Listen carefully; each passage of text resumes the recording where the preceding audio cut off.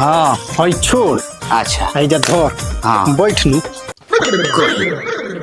बड़ा जरूरी बात बता कहूँ। ई बताओ हाँ कि हौ झगड़ू बा भौजी कितना स्मार्ट बाड़ी, हाँ वारी बाप रे बउआ के तो ऐश्वर्या राय तोरिया बानी। कितना चिकन लागेल। हाँ तो ई बताओ होली के दिने हाँ तोरा सामने हाँ हम उनकरा के हिंगा रंग लगाए बाप तनी गाल छुएम त तोरा केंगा लागे।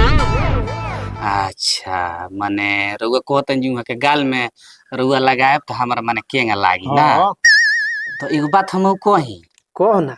कि उहाँ के मर्दू बानी कितना सुंदर बानी।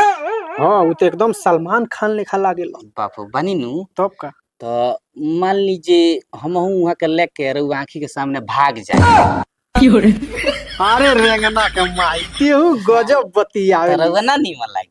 तोरा से मजाको कइल गुनाह बा। अरे बापू बा ना।